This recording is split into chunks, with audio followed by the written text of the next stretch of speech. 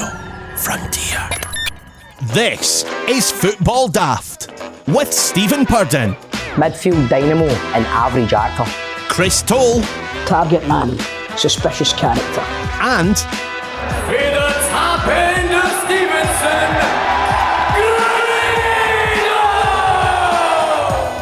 Greenhill! Welcome to Football Daft, the daftest Scottish football podcast around. My name's Stephen Purden, and completing the lineup, we welcome a man who can't go anywhere in Scotland without being called Shagger. It's the infamous Tam Spraggins, aka Chris Toll. What's happening, Shagger? Tell me. Fuck off, you. Mate, look at you. Top Shagger of the day, growing a beard and that, pure fucking Sons of Anarchy-esque. I know, I'm trying to be honest Where's with you. your cut? Where's your cut? I've left it in the clubhouse. Aye, man, I nearly had Grado's guitar out, giving it a rendition of "Run through this world, all alone." Mate, I'm telling you, man, looking good. It's actually starting to come. It's starting to come in. It's not quite as patchy as it usually is. This wee bit here needs to grow in, and then I'll be juice. Aye. Beautiful. For all the listeners who haven't got the video version and aren't signed up to Patreon, well, you should be. Just saying to all the listeners, Chris Toll has got an absolute belter of a beard growing on his boat race. It looks good, man. Looking well good, man. But here, Toll, where is Grado? Do you know what? He's taking some annual leave, shall we say? Aye. Well, that's true. Annual leave. The guy has been busting his arse for the last 6 months, even in lockdown kind of thing, you know what I mean? He's got that radio show that he's out his bed at fucking 4 o'clock in the morning for. Let's give a guy a lie in for a week, eh?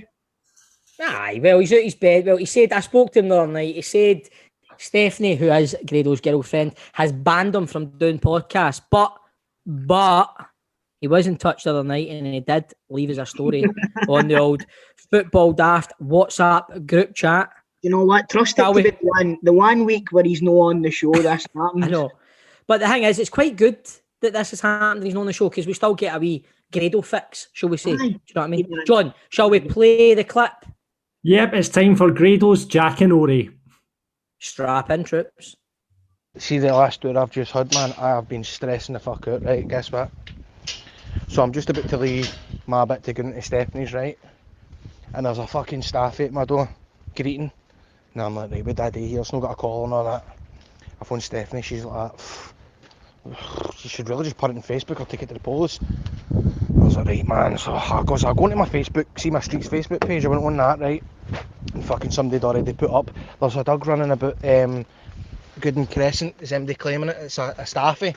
And I replied, going, look, I've got it, it's in my house, right, because I fucking ta'en it in. And so fucking puts it up on Facebook. I goes, so folk on that page, we're going to put a picture up and share it and all this, right? So I'm like, I can't be arsed with this shit, man. So I puts it on Facebook, missing dog, empty no a dog. Staffy puts a picture up, it's lying in my bed and all that.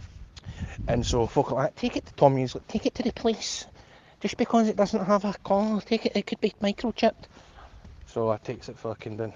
No, so then I was like, right, I'll take it to the police, and then folk are going, take it to the vets. So I get it in my motor and I phone the vets and I'm like, what would I do here? She's like, well, there's nothing wrong with it, don't bring it here. She's like, take it to the police. So I gets to the police station, right? I'm like, stay. But I managed to fucking get out, right? And it's running, and they started running for this woman with 2 Lazarapsos, right? And this woman went, fucking screaming. And I'm going, calm down, right? But see what I was wearing? I've got a body warmer on, right? She thought it was a police. She went, oh, sorry, I didn't know you were the police. She was like, sorry, I thought it was going to attack my dogs. I went, I'm not the police. And then she just went for fucking 0 to 11. Get that fucking dog out my fucking, get it to fucking, I'm going, it's not my fucking dog. I've not got a lead. I don't know what to do. She's going, well, fuck off. I'm going, you fuck off. Right, horrific, right? Takes into the police station. The tail end of that, fuck off, got a smile on your face, piss, right? Walks into the police station, they all think I'm a heat case, folk that are stunned and wait to get served, they're all flat, they all shit themselves, right, because I'm fucking, walk in, I was like, I've got a dog. I've got pure breath, I was like, I've got a dog, I don't know what to do. I'm fucking like, so fucking, police woman was like, sorry, the kennels are not open here, you need to take it to Irvine. So I'm like, you're fucking kidding me on, man. So I'm like, right, fuck, need to take it to Irvine. Next minute, my fucking neighbour phones me. You get my dog? Are you fucking kidding me on? What? I was like, I didn't even know you had a fucking dog. Right, how you doing? I'm like, I didn't even know you had a fucking dog. Fucking redneck, man. There's cunts in Kilmarnock going, it looks like 4. It looks like 4 for Kilmarnock. I'm going, 4. No reaction to 4, mate. Fucking ridiculous, man. So, and then that was just a fucking nightmare, mate, honestly. Takes it back up. Literally, my fucking neighbour's dog. They even not had a dog. Saw her Facebook. What a fucking wally. Right, so there we go. That was, it's going to be, I mean, I've played that clip probably. I've listened to that clip probably more than I've listened to Spotify in the last 48 hours. I'm not joking. I've got an image, so many images. I've got an image of him standing in the street with a woman who thinks he's a copper, telling her to fuck up. And then I've got images. Squad. Do you think she got confused? She saw him there with I never even thought of that. I never even thought of that. Do you know what it is? He's been outside the police station. She's probably got that Scott squad image in her head, but thinks that she's seen him run about the streets. You know what I mean? She's like, he's a police, he's all right. Do you know what else I love, man? I love the thing that imagine him sitting there with a dog going, Thor, come here, Thor. No fucking react. Mate, what about him running into the police station in a pure panic? I've got a dog and I don't know what to do. You can just imagine it. But the thing is now, what you've got to remember here is Grado around his neighbourhood's going to be known as a dog stealer. I know. It's better than what he's currently known about his neighbourhood is. But just for everybody out there, just an update that both dog and owner are now doing fine. Aye, okay. It turns out that it's his next door neighbour's dog. Aye, it's his neighbour's, man. Which was funny. How do you not know your next door neighbour's got a staffy? Aye, and in the middle of all that, getting a message, you got my dog. So I didn't even know you had a fucking dog. Do you know what? I bet it wasn't his dog, and this guy's just seen the opportunity for a free dog. Anything's possible in the tap end of Stevenson. Only joking, Trips. Only joking. Right, what has been happening in Scottish football? What's been happening? Do you know what, mate? I know that you're going to be feeling this. The big story over the past couple of days has been obviously Jordan Jones and George Edmondson. Charged by the Scottish FA for COVID-19 breaches. Rangers have suspended them. Both are isolating for 14 days. So are going to miss a couple of games. Which, you know, for Jordan Jones, this is going to set him back big time. I don't think... I think he's finished. There's a way back for him. No, I don't. And there shouldn't, in my opinion, be a way back for any of them. I've not even... Some of my mates, a few folk I spoke to about it. George Edmondson, daft young boy, they're saying, but no, it doesn't wash with him. He's not that young. He's old enough to know, especially in the current climate. Even my daughter, 8-year-old daughter's old enough. She knows what's going on. She knows what you can do and what you can't do. She moans about things if she sees things going. They're no socially distancing. They're no doing this. I just say, your lassie's no been to a party after the dancing for ages. No, she's not. And do you know what? I've been fair with Layla. I've told her, look, seeing to you're at least 45, you can do what the fuck you want. Do you know what I mean? She's not doing it until she's 45. But to get back to it, the two of them, in my opinion, deserve everything that comes their way. And I've said this to you before, I've said about it. What really fucking bugs me is they two would have just walked back in to Auchenhowie, spread whatever, they could have had anything. They go back in, they interact with the rest of the team. Rangers are in a good place. Nobody knows none the wiser. They've been at parties. And who's to say they've not fucking done that? You don't know. Do you know what I mean? In the past, you don't know. See what you're saying there, getting back to people saying other young boys. See, if you're old enough to sign a professional contract, you should be a fucking professional. End of story. Exactly. But on a brighter note, Ross County can have up to 300 fans at Friday's game with Livingston after the Scottish Government gave permission for some fans to return to football. That's some good news. I don't see that happening in the Central Belt in Glasgow anytime soon, but do you know what I mean? I don't see it happening for Rangers. But great for Ross County. It's great for football. I mean, we've said it numerous times on this show, Football, it's not the same without fans. We want the fans back, but in the same other side, they can only come back when it's safe to do so. So, what can you do, you know what I mean? You know, would you rather be able to have fans permanently or have fans for a month and then get shut down again? You know, just ride it out. I know.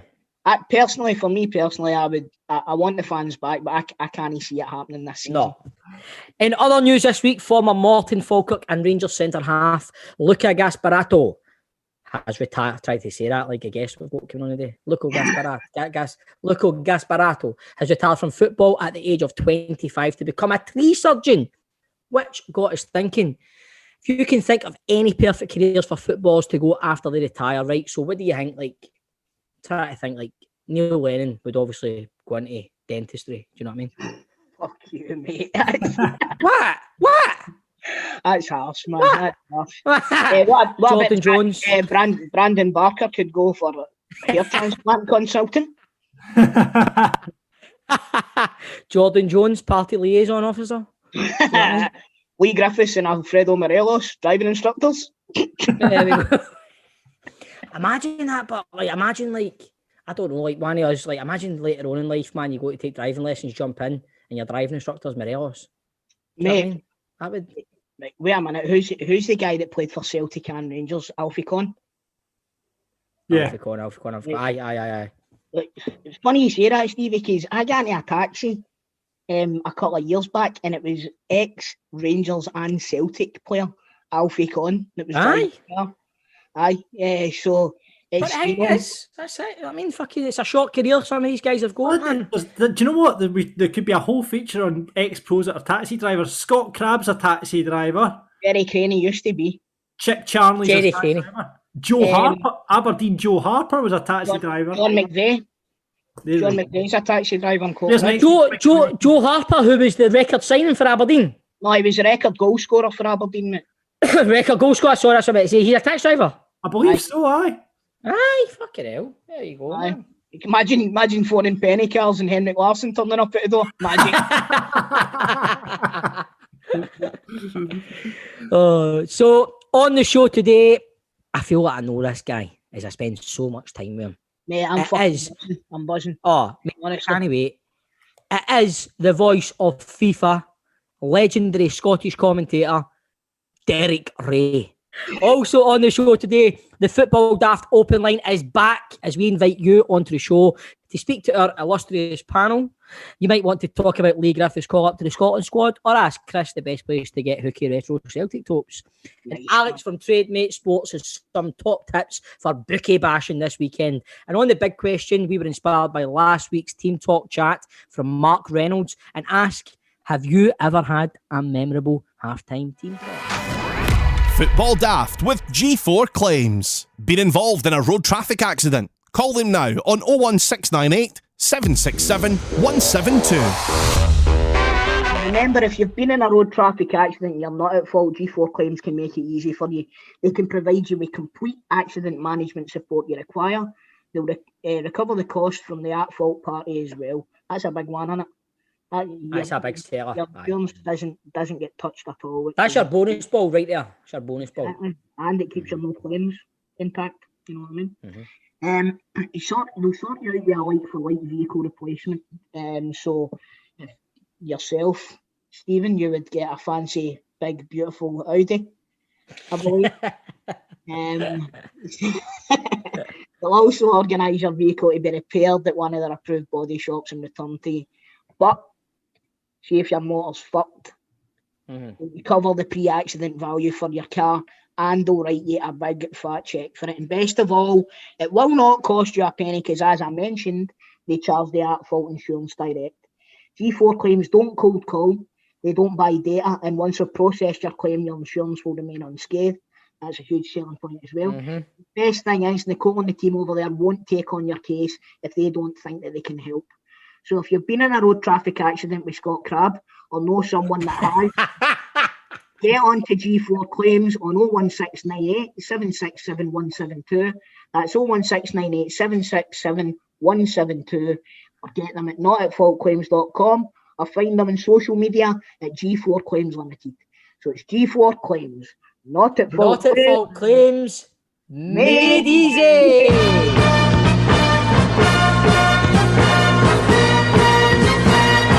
Well, it's back by, I guess I'm going to say popular demand.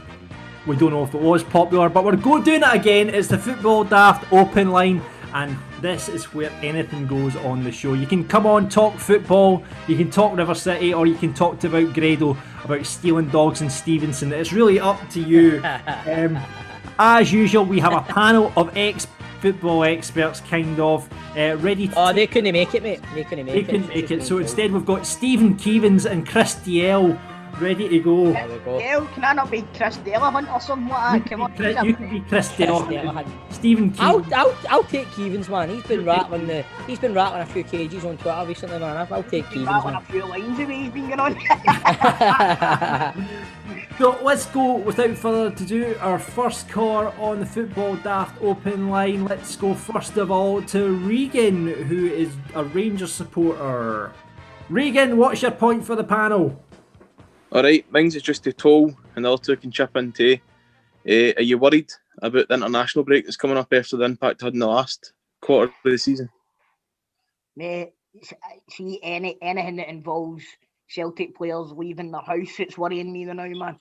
I'm not even joking. But I think we've touched on this before, Stevie. I think you'll agree with me as well. It's a minefield now, Regan. It really is a minefield now.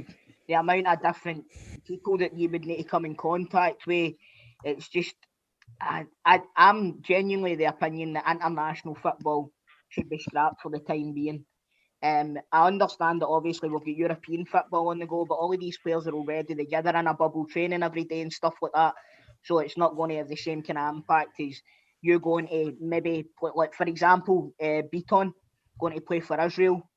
He's meeting up with players for 10, 15 different clubs. You know, all these people have been in different circles and what have you. It multiplies the potential of this having an impact astronomically, mate. So I think if you'd agree with that, I would assume. What do you think? 100% agree, man. You're bang on, mate. Rangers players don't have to go on international breaks to break COVID rules anyway, so... No!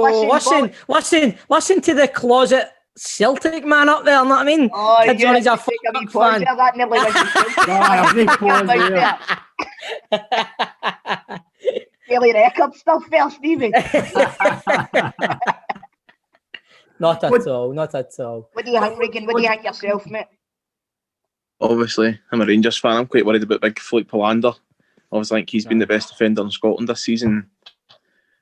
Well, Alfie, he's got to go to Colombia. Listen, that's the thing, you know what I mean? You're going to have Celtic fans chasing them about with dirty hankies.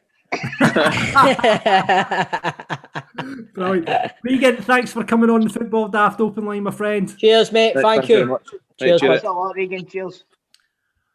Let's move on to our next caller. It's Jamie. So, lads, again, how's it going? So, Jordan Jones and Edmondson, I just want to think, what's your thoughts on them two? Are they going to play again, or should they just get a slap in the wrist? Is the COVID thing too big an issue for them to just get a slap in the wrist? Obviously, they're no big-time players at the club. They're no Morelos or no Taverniers, so should they play again? Should they just get a slap in the wrist, or what do you think? No, they should. Excuse me. It should be.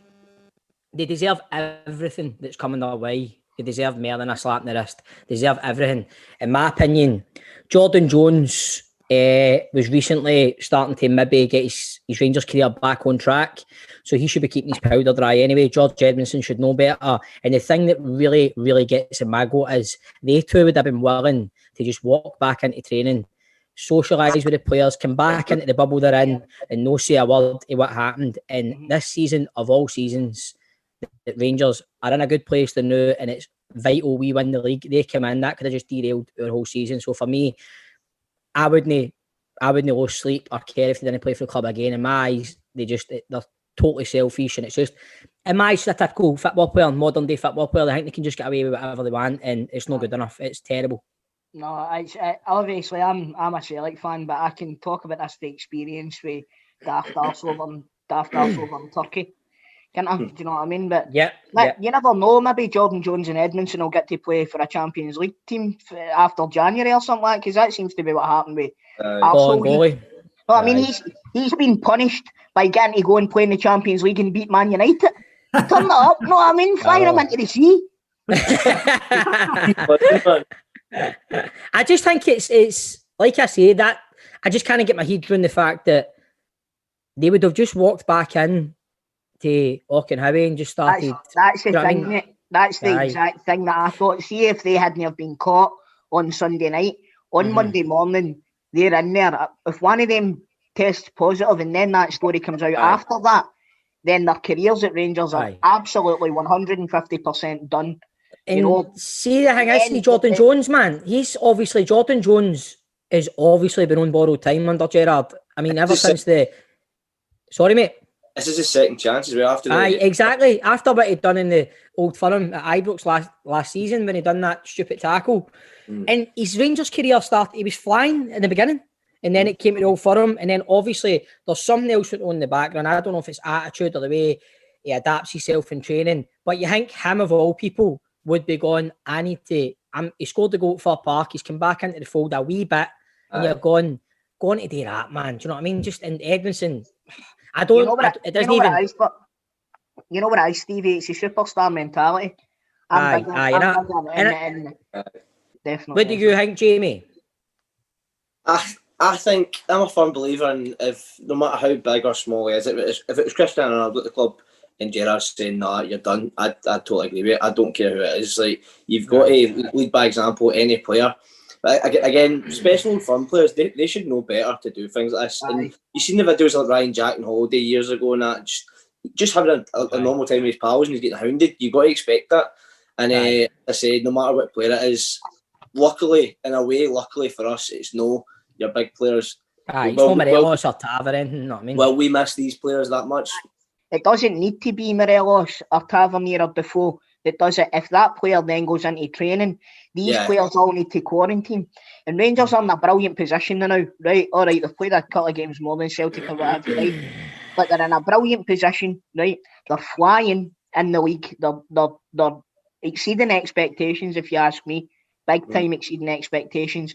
And the fact that then they might have had to have, first of all, postponed a Europa League game, which they would have automatically forfeited, I believe. And that, right? And then you're going to have to miss possibly 2 league games as well. Celtic can then bring that back.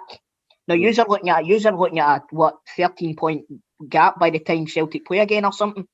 That could have been completely flipped. Obviously, Celtic wouldn't have been miles ahead, but that gap would have shortened dramatically if Celtic win their games. And then that gives the Celtic players this impetus and this mentality to go on again. And that was my problem with Bolin goalie, because we had to get a couple of games postponed. Rangers then went ahead, and Celtic have never caught back up yet.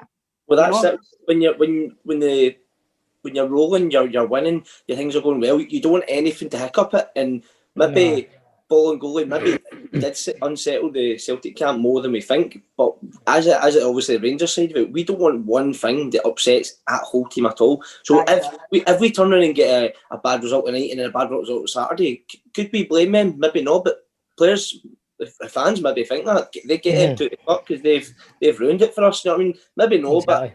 But I'll tell you what. See, every single other Rangers player, they'll be raging at them. They'll be fucking raging at them. So selfish, like you said, Stephen. It's definitely, you know what? Definitely. Without getting into the actual details of the party and stuff like that. Come on, you know, it's not as if he's struggling. That's a hell of a hangover as well. Brilliant. Listen, thanks for coming on, Jamie. Cheers, bud. Thank you. Thanks, Jamie. We'll bring on our next caller who also wants to talk about Edmondson and Jones. And I believe you know him, Chris. It's Ryan Dunbar. Ryan Dunbar. I do know Ryan. I know Ryan well. All right, Ryan, my man. How's tricks? Not bad. How yourself? Not bad, mate. Not bad. What brings you onto the show today, Ryan? What can we do for you? Just going to ask for the other two miscreants. Well, Stevie's here, but Grado's taking some well-earned family time. Well earned family time. A wee bit of holidays. He's been stealing dogs and Stevenson. Don't listen to him. He's been stealing dogs and Stevenson, Ryan, and he's been locked up. He started an illegal dog fighting ring, actually. That's what's happened. Or crashing planes on Twitch. But my point was, I don't know about you, Stevie, but Jordan Jones and George Edmondson, what are you thinking? I think it's scandalous. They deserve everything that's coming to them. They should have known better. I don't buy into the whole Edmondson's a young boy and all that. They're no young boys. They know exactly what they were doing. And I think, as I said earlier on, I think the thing that really gets in my goat is they would have just walked back into Auchenhowie if they hadn't been caught. They'd have just walked back in. They'd have socialised with the players. They'd have got involved in the training camp. They'd have been there, and then it'd have just got out of control possibly. And we could have been looking at forfeiting fixtures and losing on the ground that we've made up on. Well, the ground that we've got ahead of Celtic now would have. They just took the whole impetus out the team. So, in my opinion, they deserve everything that comes their way, and they should be ashamed of themselves. See, the thing that doesn't wash for me is folk are saying, oh, what if it was Buff? What if it was McGregor? Tav? The same thing, the exact same thing. Exactly. As a famous man once said, the club is greater than the man. Bill Struth. Yeah, exactly. I think it's just that it's the only good thing we can take out of this is it's no a Ryan Kent, it's no a Joe Aribo, it's no a Connor Goldson. The thing is, Jordan Jones should be bending her backwards to get back in that team and prove himself to Gerrard instead of having fucking shit. And George Edmondson, we've just signed you for Oldham, mate. Know what I mean? You're no bigger than, know what I mean? Who are you? Do you know what I mean? You doing that, you're just shooting yourself in the foot, mate. So whatever comes their way, comes their way. You know what? As a Celtic fan commenting on Rangers, I think that Jordan Jones is a far better player than Barker. Well, that's what I was going to say to Tom. What if it came out that Odson Edouard had done that? Then what would you say? Would you still say sack him? I wouldn't say sack him, but I'd say sell him. You don't want to see anybody lose their job. No. Do anything, but if that you don't want to see anybody abusing their position. Do you know what I mean? Exactly, Stevie. Part of his job is to have a profile that's suitable, representing a football team where a lot of young boys will look up to your Jordan Jones or George Edmondson. You've got a duty to abide by what. But we do need to touch on the fact that he should be sacked for wearing sunglasses indoors anyway. Listen, Ryan, thanks very much for coming on, mate. Really appreciate cheers, mate. Cheers. See you later, lads. Bye. Well, there you go, Stephen Keevans and Chris Delahunt. We're calling you now. Another successful football daft. I'd like to see. We're just getting Rangers and Old Firm supporters. I want to see some Arbroath supporters on here. I want to see some Dunfermline. No, I don't want to see Dunfermline supporters. I want to see some River City supporters on here. I want some daftness on here as well. It's not just about the football. It's football. Exactly. I want to see people coming on and doing magic. Brilliant. Well, listen, it works really well for a podcast, normally, that magic stuff, but if you want to come on and do magic next week, get in touch on the Twitter at Football Daft Pod. You keep forgetting this is my video we're doing. Football Daft's big question. So, at Football Daft, I want to tell you about TradeMate Sports. Right, at Football Daft, we want to help you out with this brand new way to beat the bookies, and it's TradeMateSports.com. It's a new tool for sports traders that calculates the true odds of a sporting event and signals when the bookies make mistakes so that we can exploit them using value betting.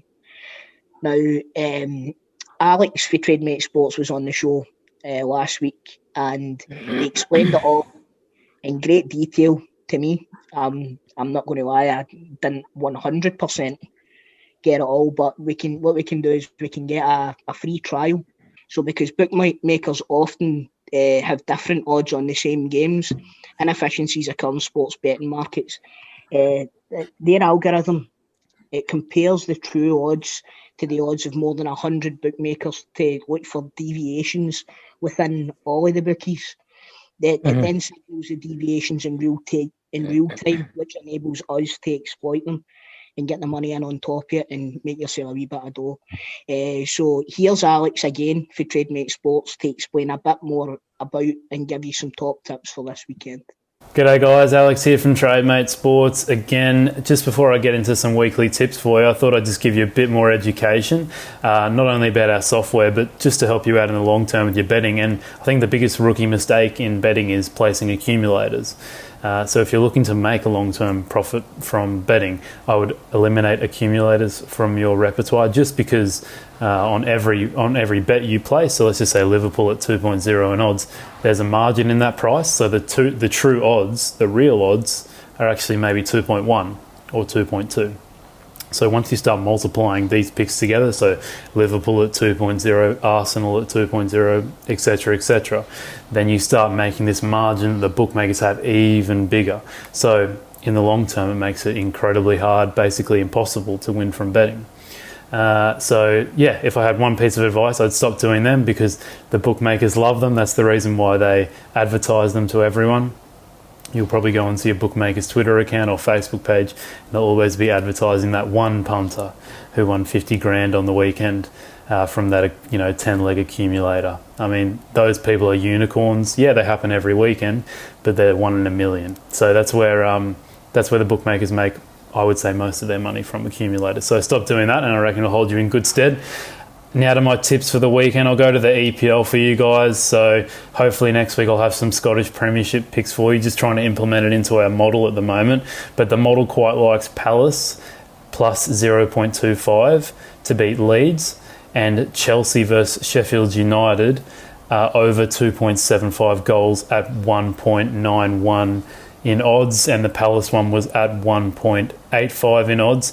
For both of those, I wouldn't take anything less than those odds, or otherwise you're giving up a bit of value there. So make sure you take those odds, or even better. Overall, I would say our software is a lot more accurate than the model that we're using for these picks, because it's in real time. So greatest example I can give you is Palace 0.25 plus 0.25. What happens if Zaha gets injured an hour before kickoff or a day before kickoff and he can't play in the game? That means Palace's odds are going to dramatically rise. So then there would be no value in the pick I've just given you. So although these picks are good, they're not perfect, because I'm giving them to you, 2-3 days beforehand, and a lot can happen in that time. So if I was going to give you any recommendations, start a 3-week trial with TradeMate Sports, or the odds are in real time, and they're going to give you a lot more better reflection of the true probabilities of the game and where the value is. So I hope you guys have a good weekend of betting, and I'll see you next week. Cheers. Brilliant, man. So get involved with TradeMateSports.com right now and support Football Daft by checking out the link in the episode bio, or heading to our social media, Football Daft Pod on Twitter, or just plain old Football Daft on Facebook. So troops, we're all sitting in the house doing hee-haw. We may as well get bookie bashing, eh? Football Daft's big question. Right, troops.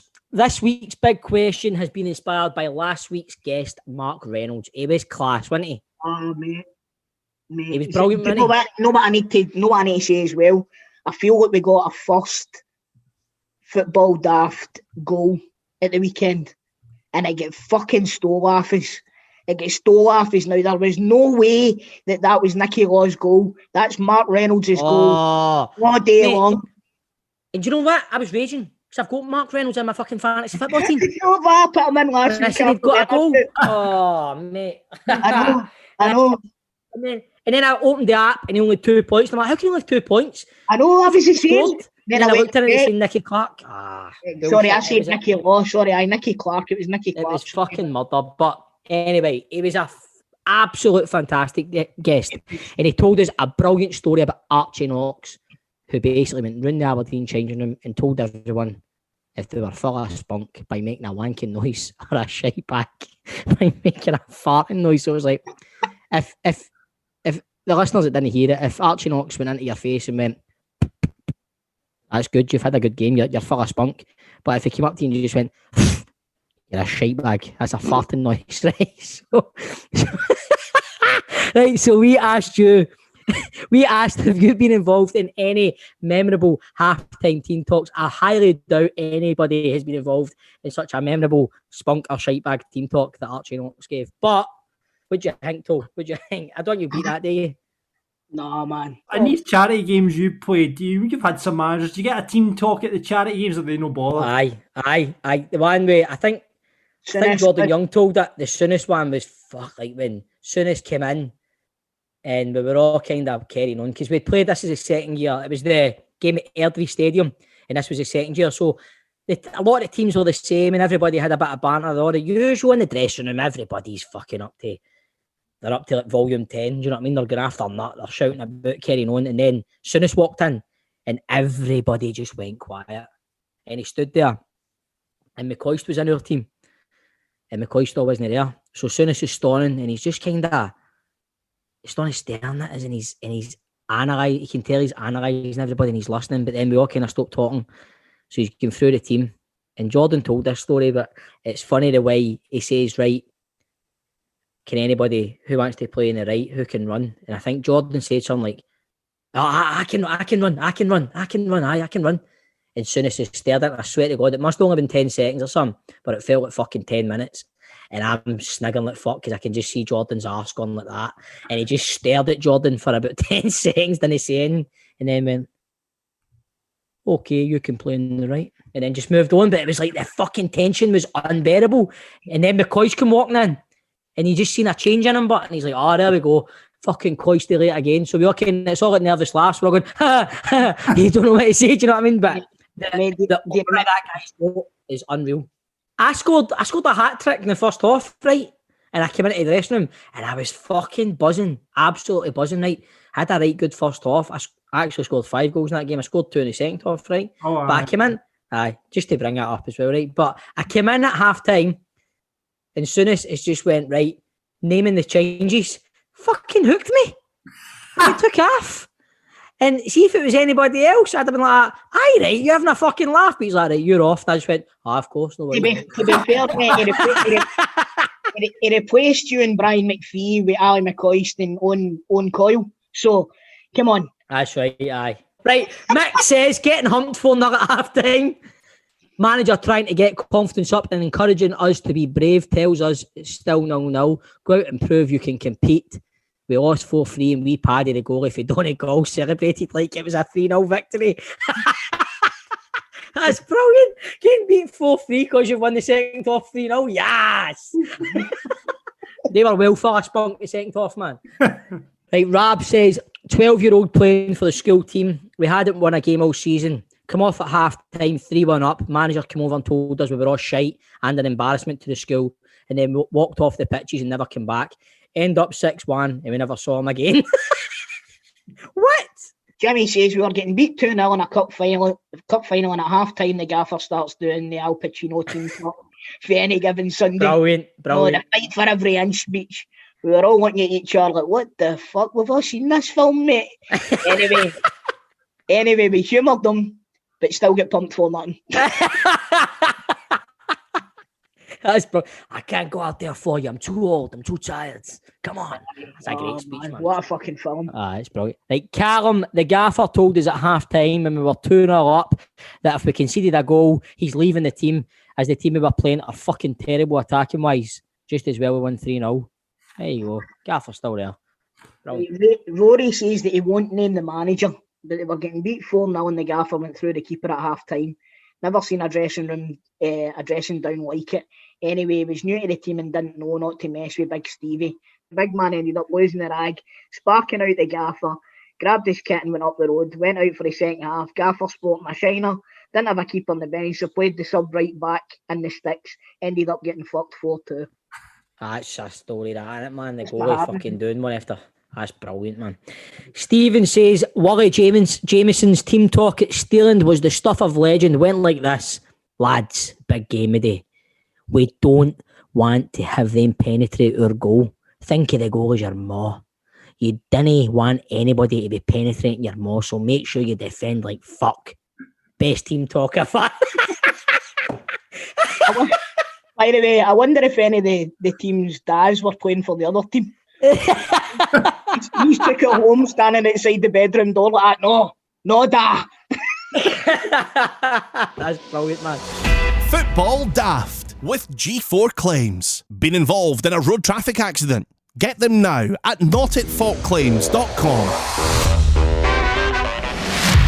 It's the podcast that allows ex-footballers the chance to replay their last game once again. It is one last match. And this week, it's the turn of Stuart McCall. I used to say to Gazza, listen, I'll do the dirty work, I'll get the ball and give it to you, but he would be backslide tackling, heading. He was an all-round midfielder, although he had fantastic ability and, you know, he could change the game, you know, flick of his boot. Find out why he thinks things could have been so different for Gazza, what it was like to fall out with Walter Smith, and his regrets on missing out on 10 in a row. A catch-up on previous episodes now as well, with the likes of John Hartson, Gary Pallister and Jason McAteer. It's on Apple, Spotify or wherever you get your podcasts. And just remember, it's never too late for one last match. Audio Frontier. The Pro Set Playoff is back, ladies and gentlemen, and we've got on board piesports.com. Chris is currently sampling one of Pie Sports' lovely pies. Delicious. They are absolutely dynamite. They are. Absolutely. The boys got a delivery. How did you enjoy your delivery on Saturday for the games, boys? It was beautiful. I sat soccer Saturday, had a couple of pies. Then on the Sunday at half time, had another couple half time in the Rangers game. It was brilliant. Fantastic. Well, listen, you can get involved with piesports.com for the games this weekend. It's Scottish football fans eat over 1 million pies a year. Do you know that? And you can get them right to your home. A taste of Scottish. And that's just Grado. Exactly. They've got all kind of pies up there. Like Chris has got the macaroni pie there. We've got Scotch steak and gravy, and they've got an amazing international selection as well with all sorts of curry pies and then chicken. The curry one was dynamite. Curry pies are superb. Absolutely. So you can get them on piesports.com or you can order via the phone on their SOS hotline at Send Our Savouries, which you'll get on 0141 739 9999. Delivery of the pies is free of charge. They'll deliver on a Friday and Saturday before the weekend. Just go onto the website, you'll see all the postcodes to deliver to, and they can organise it there. So if anything, they're too good at it because they get me out my bed at 8 o'clock on Saturday morning and tap at the door. And that is what's up for grabs on the Pro Set Playoff this week. But we have to have a contestant, and on the line to play today, it's Rangers fan John Fleming. How you doing, John? Oh, very good, guys. How you guys going? All good, my man. All good. Loving the talk, John. Loving it. Don't ask what team you support, John, eh? John currently sporting a nice orange Rangers top. And do you know what? Because you're doing that, John, I think we're going to make today, because Grado's not here, we're going to make it an Old Firm special. So I'm going to put you up against Chris Toll today, yes. John. John, what age are you? 24. Right, you got no chance for this then. I'm getting this shown up. So the rules are simple. You know how to play the game, John. I've got the 91, 92 Pro Set cards in front of me. I'll read the player description from the back of the card. If you know the answer, you buzz in. I'll get your buzzer in a minute. If you do buzz in and get it wrong, though, I'll continue. The other person will be able to get the point, and I'll flip the card if none of you have got the player by the end of it. First to 2 wins. So, boys, I need to get your buzzers. John, we'll come to you first. What's your buzzer going to be? I can just go shell suit. Shell suit. That's there we go. Normal one. There's some severe fucking favouritism going on here. I don't want you sending him the answers to this. Right, Chris, that's my wee cousin. Chris, what's your buzzer? Chris, I don't know. You're inventive today, Chris. You're on the ball, for God's sake. Right, okay, boys. First player out of the deck. Here we go. This player made Aberdeen's starting lineup on 8 occasions last season, additionally making 11 appearances as a playing substitute. He scored 6 goals in the process, his first senior goals for the club. He started this season as a playing substitute in the opening fixture against Airdrie. This hot prospect has won international honours at schools. Chris. Ian Jess. Yep. Oh, it's the other one. It's the other one. John. Oh. Current Glasgow City manager John Dahl. Can he give him clues? I can. It's my can't tell him it's I just seen an interview with him the other day, man. On I can see him. I can see him as well. When you think of Ian Jess, think of the other one. There was 2 hot prospects, Ian Jess and Scott Jess. It's close enough. No, it's Close not enough. close enough. That's wrong. Scott, you didn't need to say Jess. Scott. Right. Where would you find a phone? A phone. A phone in the street. Scott, phone. A phone what? Phone book. What? Scott Booth. Yes! Yes! Scott. That sounded like Booth to me. That sounded like Booth to me. I love that. Scott Jess. A phone book. Scott Book. Scott phone book. Oh man, I wish I'd it was one or the other, wasn't it? Right, One. Scott phone book Jess.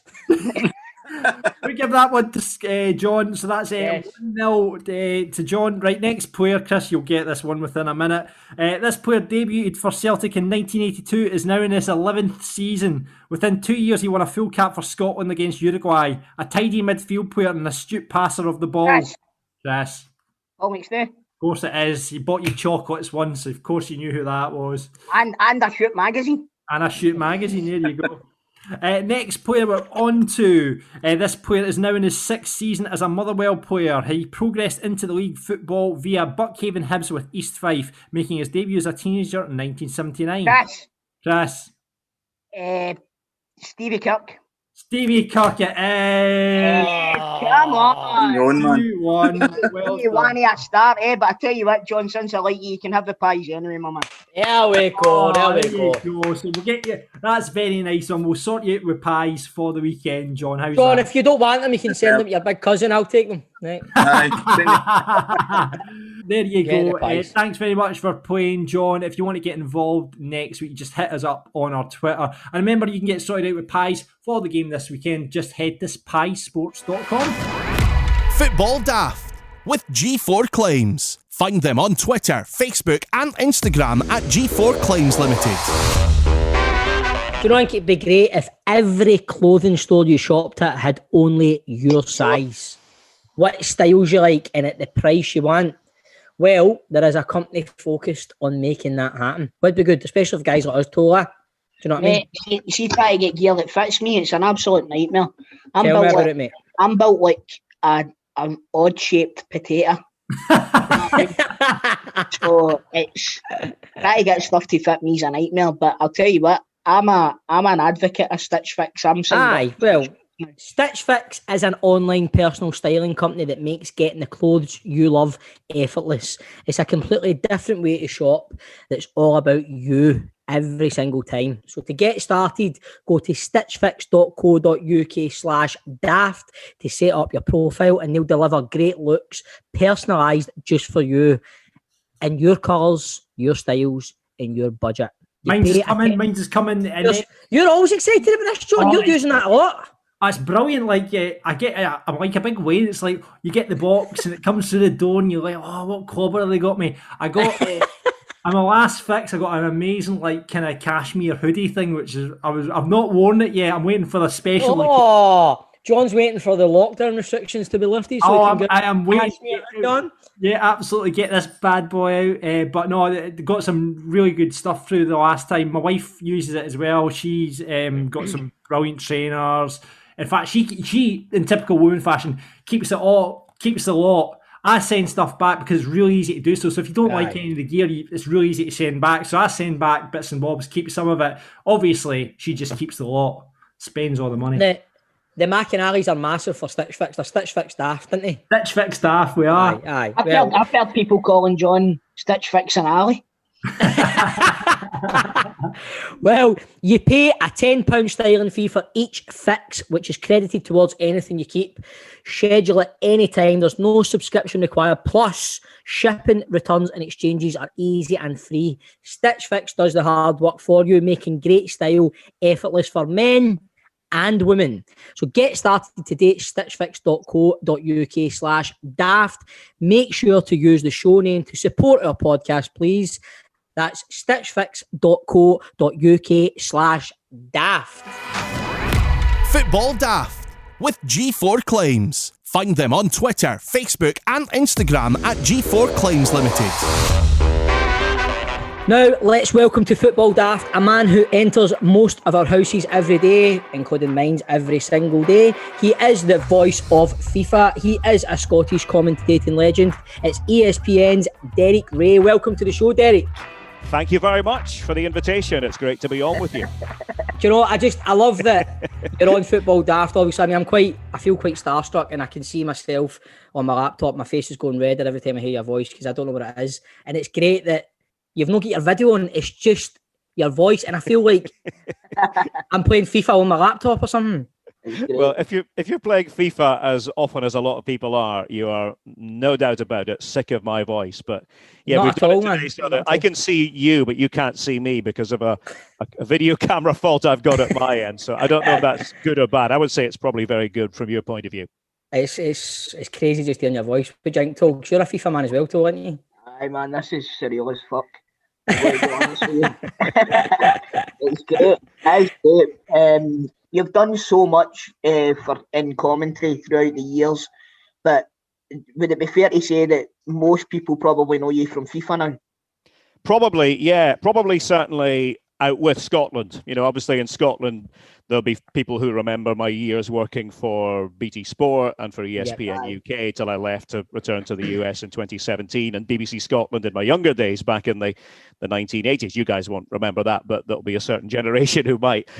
But yeah, I think probably if you look on a wider scale, then the work with FIFA is what most people would associate me with now. And that just speaks to the fact that it is the most iconic sports video game, well, football video game certainly in the world, one of the most iconic sports video games. And I think younger people, especially people say under 40, are all very familiar with it. And this is a pandemic year. People have been home a lot more. So I suspect that there's been even more consumption of it than usual. Oh, 100%. I think my wife's close to divorcing me. I play it that much. Honestly, it's like... Tell her not to do that. Every spare minute. Aye, but Derek, Wade doesn't tell you she was close to divorcing him before he bought a PlayStation. I hope I'm not inadvertently contributing to any problems in the house. No, not at all, mate. So, Derek, you're talking about like your early days, like in the 80s and stuff, with BBC Scotland and stuff. So, how did it all come about? How did it all start? Is being a commentator something you always wanted to do when you were younger and stuff? Yeah, I'll tell you the story, really. And a lot of people think it's a bit far-fetched, but this is the honest truth. This is how it really went for me. In the 70s, I was a young kid who liked the idea of talking into a microphone. And in 1974, around the time of the World Cup that year in West Germany, we purchased in our house in Aberdeen our very first stereo cassette recorder. There was such a thing as a stereo cassette recorder, and we could play, tapes of music on it, and we could also record ourselves. And we'd never been able to do that prior to that. So I fell in love with this tool and would just talk to myself for hours and hours. And I would actually impersonate what I heard during the World Cup broadcasts on BBC and ITV in 1974.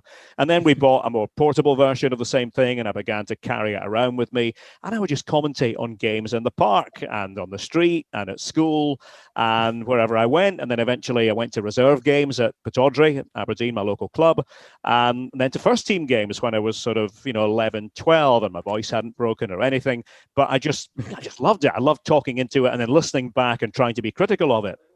And so that's really how it began. And now the main commentator on Radio Scotland back then was a guy called David Francie. Again, before your time, but David Francie was the voice of Scottish football, especially for people not in the west of Scotland or the Central Belt, because we didn't have commercial radio at that time. We only had Radio Scotland. And, David Francie has been impersonated by so many people down the years. He had a very distinctive delivery, and I was transfixed by this. So I wrote to him thinking I would never hear back, but he wrote back to me. I'd sent him one of my tapes, and he gave me this wonderful advice, and we sort of stayed in touch for a number of years. And one of the things he said is, get involved with hospital radio in Aberdeen if you can. So I did, and I began commentating on the games for hospital patients in Aberdeen when I was, a teenager, 15, 16. Did that up until university. We're still doing it first year at university. Sent him another tape, and by this time I was 19. and thinking, well, let's see if I hear back from him this time. Well, I didn't. Instead, he gave it to his bosses at the BBC, and they got in touch and said, could you come down to Glasgow? Let's have a chat. We'd like to get you on the air sometime. To cut a long story short, they did. And it was because David had picked up a knee injury. It was prior to the 86 World Cup. And he couldn't do a game between Kilmarnock and Dumbarton, which was the live commentary match that day. So they said, we'd like you to do it. So I did it and, went home, thought, great, I've had my chance to do it. Who knows where this goes from now on? Well, it turned out that it was sort of an audition for what was to come a few days later, which was England against Scotland at Wembley, because David wasn't going to manage to go to that game either. So that was my second game on the air, England against Scotland. We lost 2-1, sadly. But, from my point of view, obviously, it was a huge game to do second as a professional on the air. And I've pretty much been doing it professionally ever since. But I got my big break at 19, which is remarkable because I don't think that would happen now. And really, it probably wouldn't normally have happened back then. So it was just circumstances, right place, right time. The door was open for me and I was able to walk through it. That is unbelievable. So, your second, big game commentating was Scotland v England. It was. Second game as a professional. Unbelievable. That is unbelievable. How nervous were you when you were doing that then? Because obviously you're saying you were 19 or whatever. That must have been such a big thing to be doing. So much pressure on your shoulders. It's funny, when I think back, I don't actually remember being that nervous. And I think a lot of it comes down to the fact that even though I didn't know this at the time, because I'd been doing all these amateur recordings and hospital radio and other things, for a decade as a youngster. And as a young person, you see this with footballers, you're actually not always nervous the way you are as a much older adult. Sometimes you just sort of take it. Yeah, when you're young, you just think, okay, this is what I'm doing, and you maybe more relaxed. But I had been sort of preparing for it without knowing I'd actually been preparing for it for all those years. And so when I did it, it wasn't as though I'd never commentated before. I just hadn't done it on that big stage. But one of the pieces of advice that David gave and that I still give to young commentators is when you're broadcasting, don't think about talking to millions of people or thousands of people. Just talk to one person. And I still do that today. I also have one person in mind who I'm talking to, who I'm broadcasting to. And, I would say that to any aspiring commentator. Think about that. Don't think about how many are out there. That might make you nervous. Just think about one person. Talk to one person, and that will make it much more conversational and intimate. Who's the one person you think of, Derek?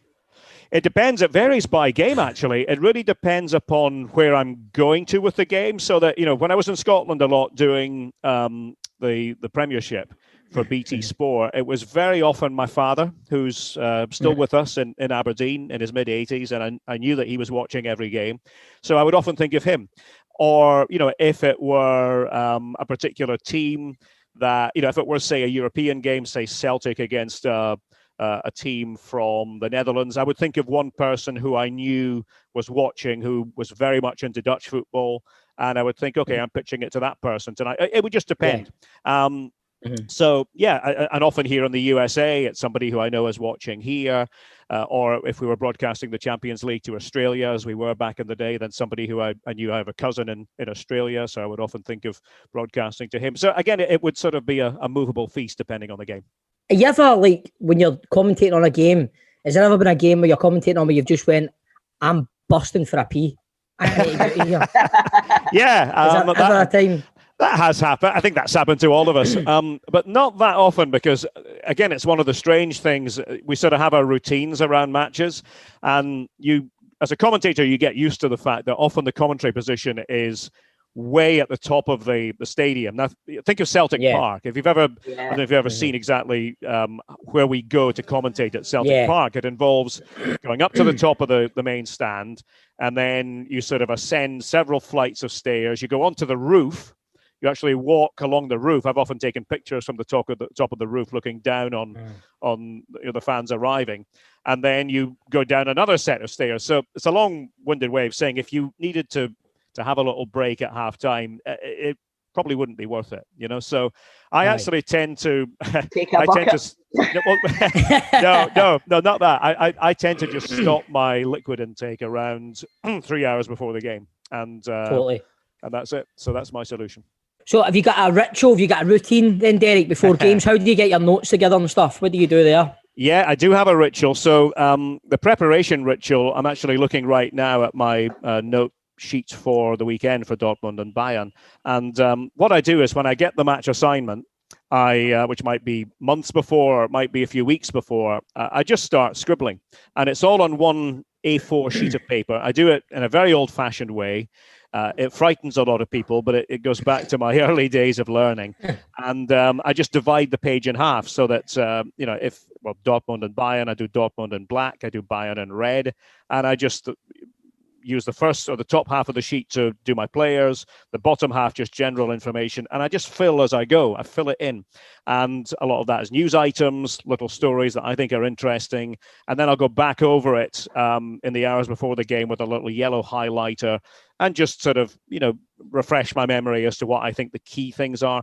Now, when you do all this preparation, and people look at these sheets that we do and sometimes go, oh, that's an awful lot of information. How much do you actually use on air? I would say that if we use 5%, we're doing well. I think really. I think 95% of it goes unused, but you need to do the 100% because you never know what 5% you're actually going to use in the game. And it's often, a case that the match will determine that, so that if the game is a really good game, if it's a 4-3 thriller, a lot of the time you might use 1% of it because it's, it's only there to help tell a story. It should be a bit of seasoning rather than the entire dish itself. And that's why people often say, oh, have you got your stats ready? I always say, well, I've got my match sheet ready. I don't like sort of thinking that it's just stats that we're doing. I always think the stats are part of it, but it's not. Once we drown the whole thing in stats, then I think we lose the essence of what the game is. So the trouble with somebody like Lewandowski of Bayern is that you do actually have to be prepared with about 20 different stats for him in every game because he breaks new records almost with each goal that he scores, and you kind of have to know that. Like you have to know when he scored this goal, what does that mean? And where is he in relation to this? And is this, when you score 10 goals in 5 games or 11 in 6 to start a season, you're breaking new records in the Bundesliga. So it's, things like that you have to keep up with. But that's my ritual in terms of the preparation. I love that. I want to do that. I want a career change. That's your dream, innit, mate? That's your absolute dream. Do you know what, Derek? I'm going to send I'm going to start recording me commentating on FIFA games, and I'm going to send it to you, right? Just like you did back in the day, mate, and just let me know how I'm doing, right? That's what you should do. I say that to everybody, honestly. If they have designs on a career in broadcasting and commentating, then people say, how do you get into it? I say, well, you get into it by being a self-starter. Just go out there and record, and see what you can do with it. And the great thing is you can do it at your own pace. You can put as much or as little into it. Depends how far you want to go with it. But that's how you learn. There's no other way. I mean, nobody's going to give you a job as a commentator just because you say you want to be a commentator. You have to have the body.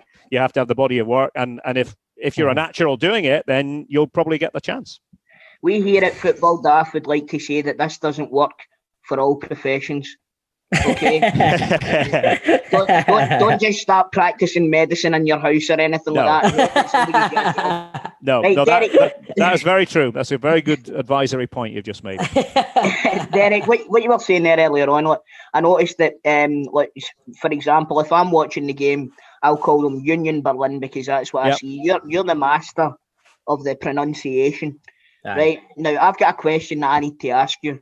Yep. There's a Celtic player that's been here for 7 years. Yeah. Right. And I'm not 100% on how to pronounce his surname. Right. And that man is Tom Rogic or Rogic. Yeah. Right. So what is the actual pronunciation of his name? The actual pronunciation of his name, as he says his own name, is Tom Rogic. Right. Okay. That'll do for me. And that's one that came up a lot. That's what came up a lot when I was working in Scotland because he joined Celtic when I was still working there. And part of the problem is that managers are often lazy about this as well. The number of times I've heard managers, and I don't necessarily want to out them, but the two managers that he worked under at Celtic were both guilty at different times of saying his name wrongly. And listen, I know that being a football manager is not being a football commentator. Your job is tactics and putting the team together.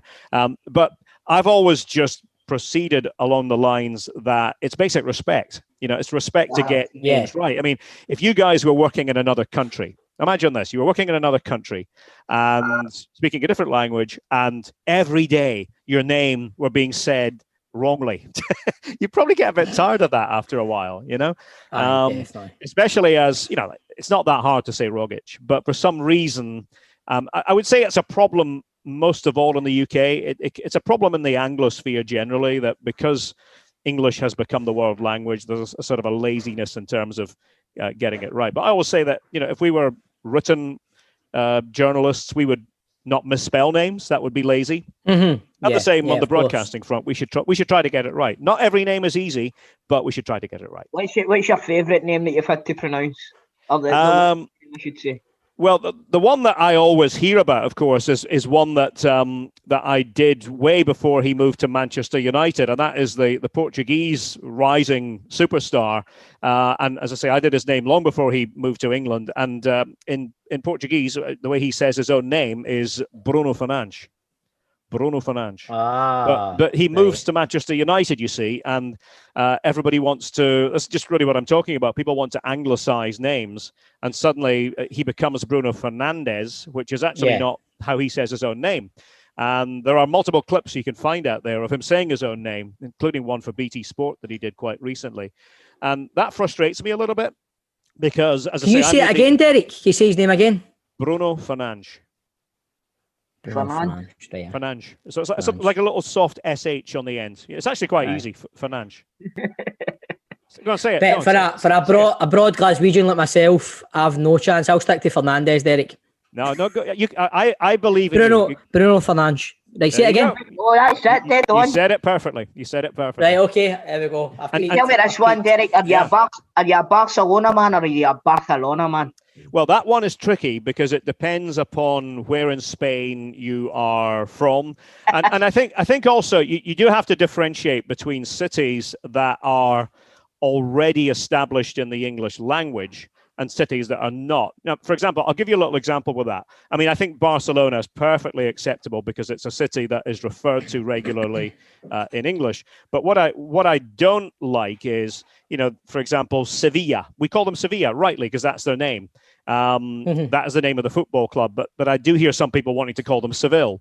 Would we call Napoli Naples? Probably not, because it just doesn't ring. And the one in German, and this is the team that I have a thing for going back over a number of years, people want to call them Cologne, but it's actually Köln. And I know that Köln is hard for people to say, but Köln, yeah. I mean, I think most people can do it if they really try, but it's easy to not do it. So this is brilliant. Brilliant. Coin. Right, okay, I'm going to start. I'm going to really try. I'm revamping my dialect. I love it. Derek, I've had so much hassle on this podcast for pronouncing Ferencváros and Borussia Mönchengladbach the proper way. Grado and Stephen laugh their arse off at me and sit there as if I'm speaking a foreign language. But I'm with you, man. If I go to Spain, I want people to call me Chris. So if it's the right name, it's the right name. I think it's just, I mean, it's close to my heart because I studied languages, and as I say, I do. The one thing that I'll tell you a story about this too. There's a guy who was playing for Dundee United when I was working for BT Sport, and he had a stint with Hibs as well, and Falkirk before that. And a striker, French Moroccan, but had been in England with Brentford as well. And I remember when he when he came back to Scotland to play for Dundee United, this player I'd heard him on various radio channels, called Farid El Alagoui. And I knew that was, intuitively, I knew it was wrong because French Moroccan, I'm thinking, I don't think it's that. So this is what I did with every player. This is why I can tell you about Rogic, because I've spoken to him personally about it. I would go up to every player before the game and introduce myself. And I was lucky because I had access to do that as a BT commentator. And I would just say, my name is Derek Ray. I'm doing the game tonight for BT Sport. Can you just tell me how you pronounce your own name? Not how your agent wants you to pronounce your name, not how the club thinks you pronounce your name. Just tell me. And so he said to me, Farid El Alaghi. El Alagi, not El Alagui, El Right, Alagi. right. So I said, well, Right, I'm going to use that Alagi. on the air tonight. And he said, thank you so much. He said, yeah, I've heard it mispronounced by just about everybody. And then when I saw him again a few weeks later, he said, thank you for doing that. He goes, my family watched the game and it was so nice for them to be able to hear that. And so that's my goal on FIFA is, I will take the heat from, a young kid in Liverpool who says, you're not saying Bruno's name the way, or, Manchester, you're not saying Bruno's name the way that we're used to hearing it. Saying, well, that's fine. I'm saying it the way he says it. And it's far more important for me it's far more important for me to show respect to him and his family and his heritage than it is to somebody who, really doesn't know languages and is just saying that because they've heard other people say it. Yeah. Some wee scally in a council estate in Manchester telling you how to pronounce Fernandes. Well, if you were to look at my Twitter box, you would see these sort of conversations daily. I don't engage every time, but once in a while I do with somebody who, and I usually say, "Oh, do you speak languages? Or do you speak fluent Portuguese?" No. Okay. Well, here's Bruno. Here's Bruno saying his own name. Have a good day. There's a total for all the listeners out there. There's the benchmark. Derek Ray, total professional. That's the way to do it, man. It's all about respect. That's it. Totally, man. That's it. Respect. So, have you ever, when you're doing a game, Derek, and I don't know if you're working with a co-commentator, have you ever had a point where basically, have you ever had a time where the co-commentator's pissing you off, where you go, this guy's not getting it, he's saying names wrong, his opinions are just so left field, where you're going, I need to just pipe in here and say something? Have you ever had times like that? Well, it's a partnership, and what I would say is not so much that, but there have been times when I've worked with co-commentators who I've known, especially with non-UK leagues, who I've known are not necessarily well-versed in that particular league, and they might have been doing 5 other things that day, and they've sort of turned up at the last minute, and they've rolled in, and you're aware of that. You're aware of the dynamic that I've done all the homework that I need to do for the game, and I've studied it, and the other person is really just telling you kind of what he sees, but sometimes is saying things that are not actually accurate with regard to the story of the game, with regard to the background to the game and all those things. And that's where I think you, as a commentator, your editorial sense kicks in and you think, right, okay, with this partner today, I'm going to talk a bit more because I'm not really confident he actually knows as much as he should know. The other thing too that I would say not so much that, because I have respect for pros and for ex-managers, that they're always going to know far more about the ins and outs of tactics than I am. I can have an opinion, just as you guys can have opinions. But I will always defer to somebody who has been there and done it. Where I think I probably have this sixth sense is it's very important with a new commentator, a co-commentator, that they understand when they should talk and when they shouldn't talk. And that is something that comes with time. There are some who never really get that, but to cut a long story short, intuitively, you guys would know this as well. If the ball's inside the penalty area, or if you sense that there's impending danger, then the lead commentator should be talking and not the co-commentator. But I've worked with guys who are a bit raw and new to it, and they'll sometimes be talking when you can sense a goal is going to happen in about 2 seconds, and they're still talking about something that's way off topic. And that's where I do have what is known to my colleagues. I've been told that I didn't really know this.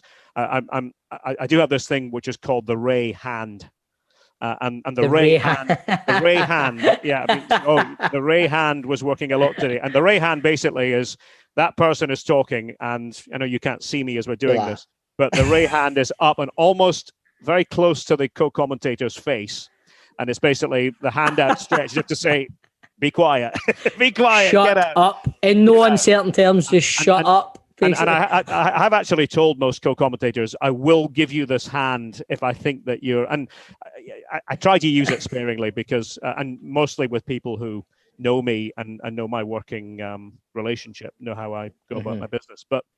It's teamwork. It's very like commentator and co-commentator.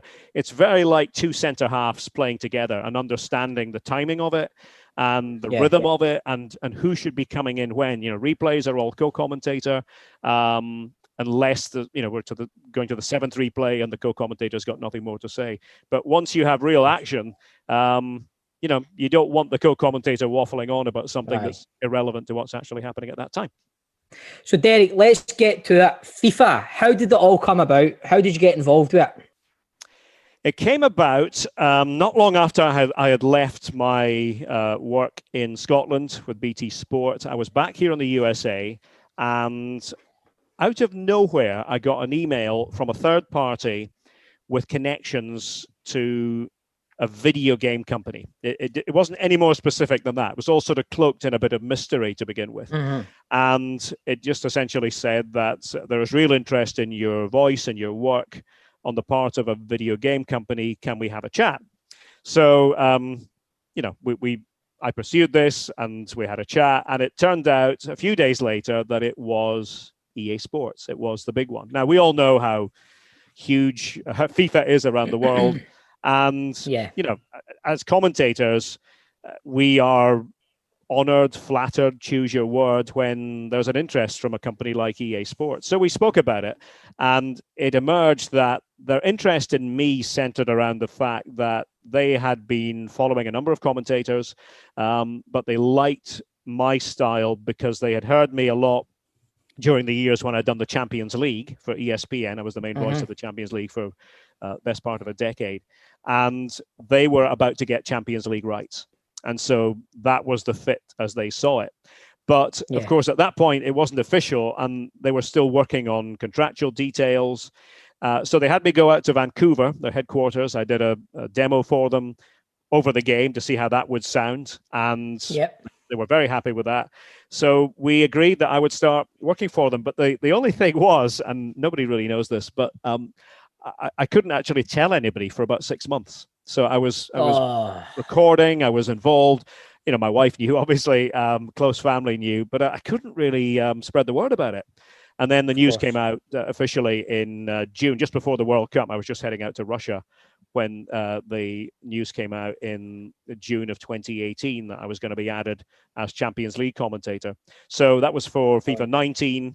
I returned FIFA 20 and again FIFA 21, my third year. And it's a fascinating process, which I think is why it's even more enjoyable from my point of view, because I'd really go all in terms of the process and working as a team. It's very collaborative with a producer, with a very good sound man, and loads of people in the background. You'd be amazed just how many people there are in the background who make this whole thing happen. You know, it's not sort of one man and his dog. It's hundreds, thousands of people who have different responsibilities within the game. And they have offices in Vancouver, in Cologne, in Germany. Cologne. Well done. Yeah, get that one in again. In Bucharest, in Romania. And I've been lucky enough to meet some of these great people who put so much time and effort into it. And that's been a huge part of my life. And this year with FIFA 21, of course, we're in a pandemic, and whereas I would normally travel, we did the bulk of the game from my home, from here. And brilliant. We set up a studio here, and we were recording pretty much every day. It felt like it gave me a little insight into the world of these musical artists, you know, who are just doing nothing but recording, you know, day in, day out, you know, starting in the morning and finishing in the evening, and just recording and seeing what works. And this year, even though obviously none of us would want to be in a pandemic by choice, but this year, I'll always have fond memories of the recording process because it was so intimate doing it at home as opposed to having to travel somewhere.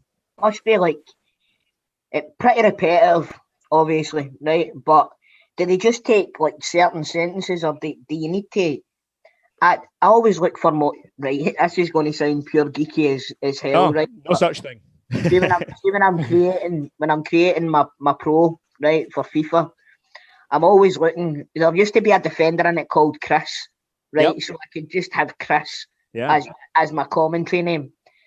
I've not got anything now. Think you could maybe get them to put Chris back in it for next year? I think if you and I have a chat, we can see if we can make something work. How about that? but no, it is. You're right. I mean, a lot of it is repetition.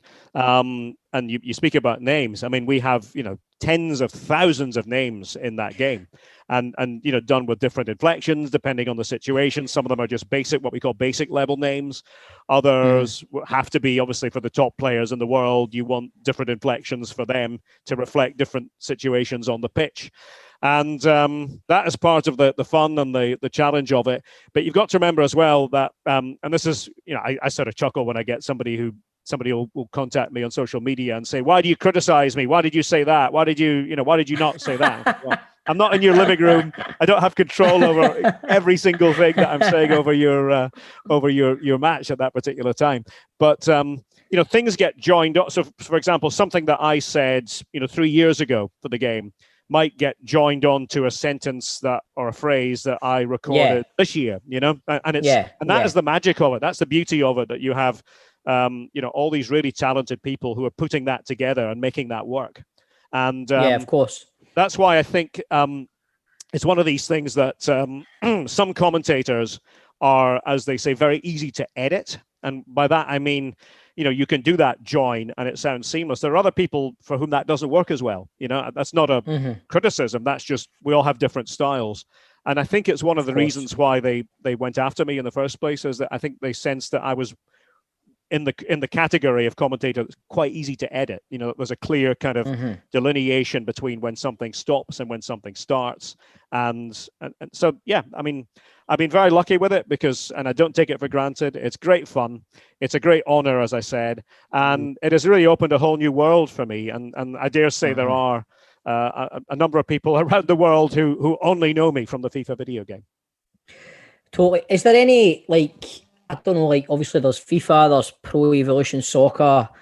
Do you ever get invited to any, I don't know, gaming awards?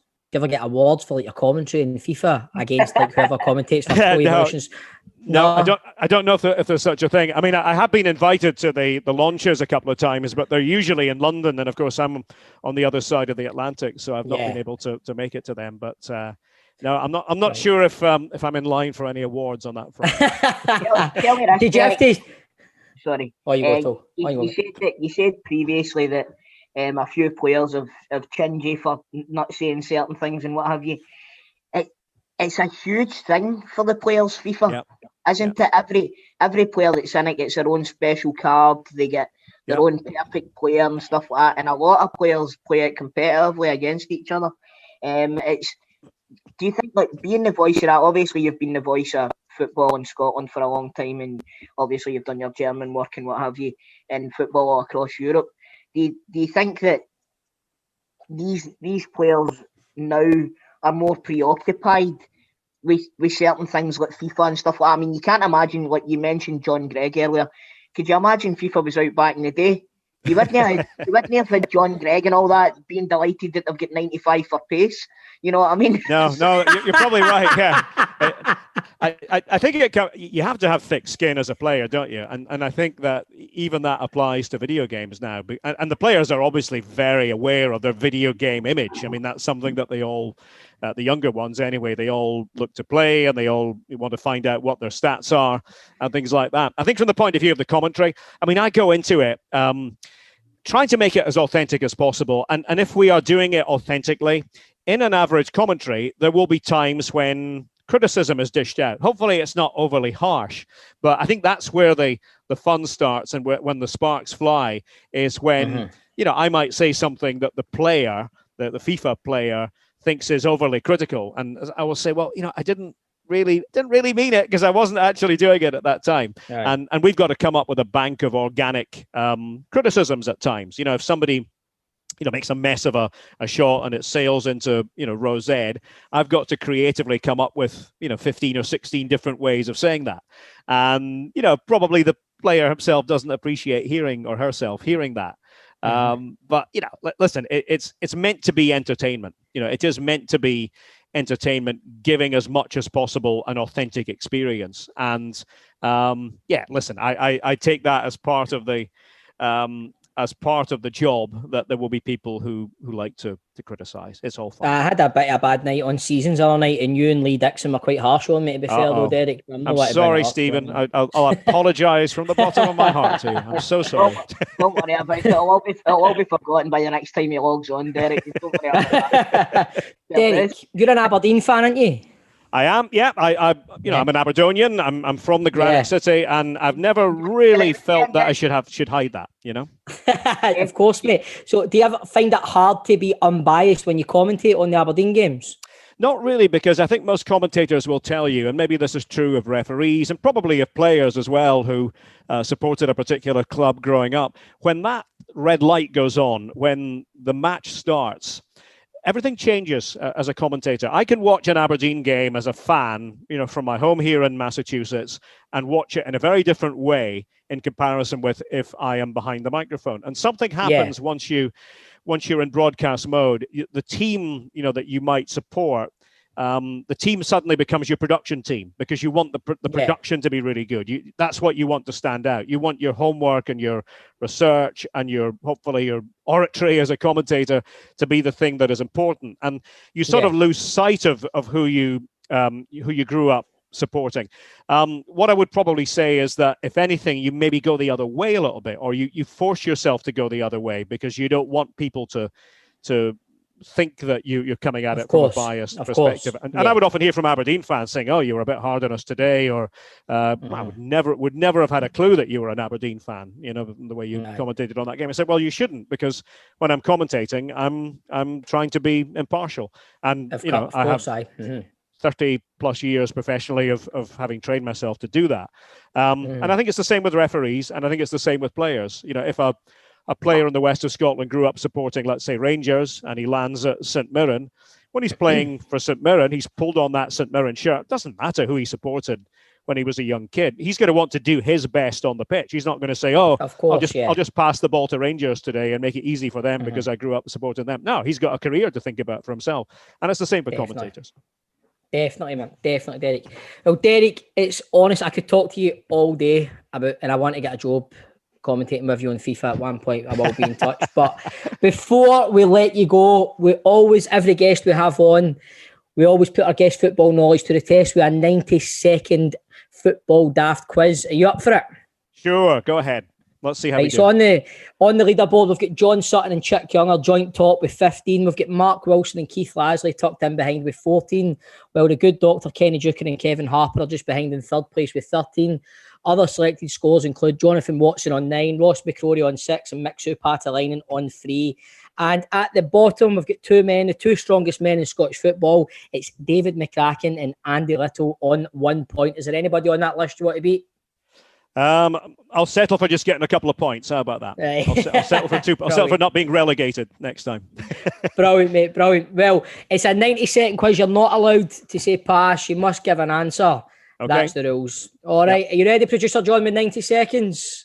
Here we go. Right. Which club's anthem is Up With The Bonnets?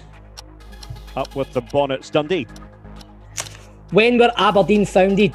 1903. In what country would you find the teams Colo Colo and Universidad Católica? Chile. Who played at Broomfield? Airdrieonians. Which Celtic player has just returned to the Scotland squad? Celtic player just returned to the Scotland. Lee Griffiths. What club has Mark Wilson just left after failing to win a game in 2020? Brechin City. Who is Aberdeen's all-time leading goal scorer? Ooh, I should really know that one.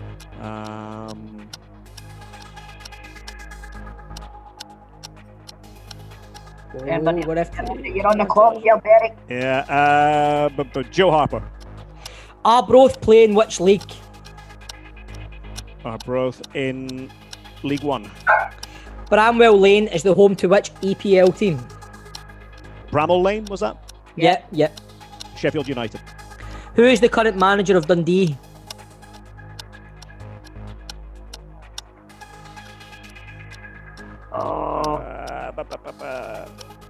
James McPake. Which Bundesliga team are also known as Die Rotten? Bayern München. How much did Aberdeen pay for Paul Bernard? Ooh, 2 million. Time! Oh, there was a lot of good answers there, yes. Did you like my pronunciation of Colo Colo and Universidad Católica? Very good. Very good. Not as much as I enjoyed Derek's pronunciation of Chile. Do I get an extra point for that? Producer John, you get the scores? I do. I thought we were going to have a new leader. Derek started off absolutely out of the box, absolutely fine, but it was Aberdeen. When he got to Aberdeen's all-time leading scorer, that's when it started to go a wee bit slower. That's because it took him a wee while to look that up on Google, because he's not. It's funny because I was thinking it was pre-Joe Harper, but then I thought I don't want to.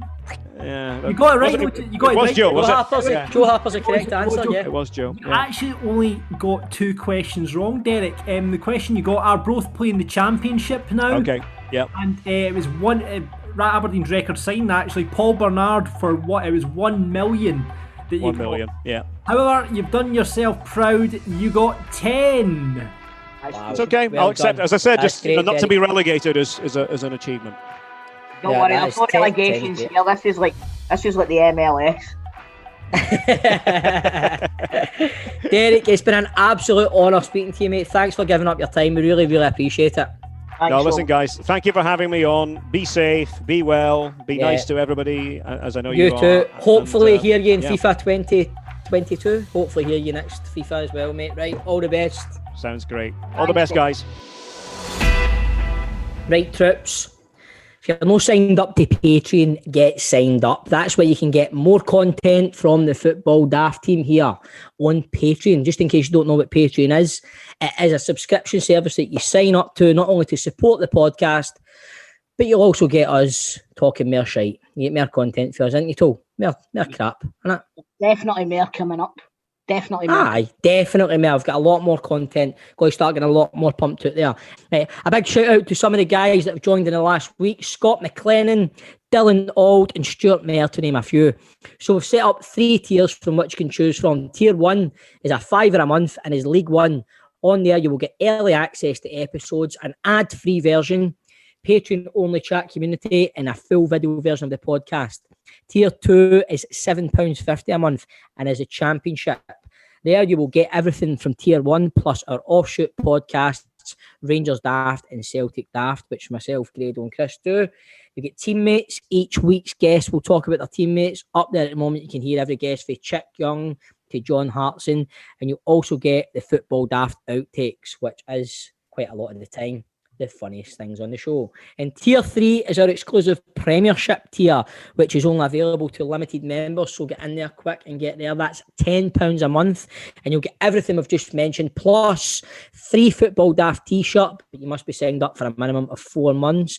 You get to play myself or Chris at FIFA, must be on PS4, PS5 maybe in the future pretty soon, and the first chance to be a pundit on either Rangers or Celtic Daft. We'll be adding loads more stuff soon, but that's what we've got just now. But as I say, myself, Toll, Grado, producer John, we're working on various things we can put out in each tier and stuff, so there will be new stuff out soon. But if you fancy any of that, get signed up now at patreon.com/footballdaft. That's Patreon, Patreon.com and Football Daft, all one word. Get involved now, as we would love to welcome you to the squad. Football Daft with G4 Claims. Been involved in a road traffic accident? Get them now at notitfaultclaims.com. That was a good show, and as we record it, it's actually on the day of our next round of Europa League games. What do you think tonight, mate? You watching the game? I will be. I'll be watching both the games tonight, Stevie Boy. I'm looking forward to it. Who are you playing tonight? Is it Sparta Prague? Sparta Prague at home. Well, there you go, mate. There you go. These have kind of hit a bit of form after the old Aberdeen game at the weekend. Aye, I know. This is a difficult one for you tonight, I think. Benfica at the night is the hardest game we've had this season by far. They've both teams off to perfect starts in the group. Yep. So someone's O has got to go. Someone's O's got to go. I think I would take a draw now, do you know what I mean? But we're going there after winning the first 2 games. That's what I kept saying. If we can win the first 2 games, you go to Benfica, it's a free hit. So we'll see. Oh, mate, before we go, Big Brother story. I'm not at time, mate. The game's about to kick off. Right, leave it next. We could do it anyway without Grado, could we? I know. Nah, can't do it to him, man. Right, troops. Thanks for listening. All the best. John, Toll, catch you later. Catch you later, Stevie. All the best, mate. Thanks. Audio Frontier.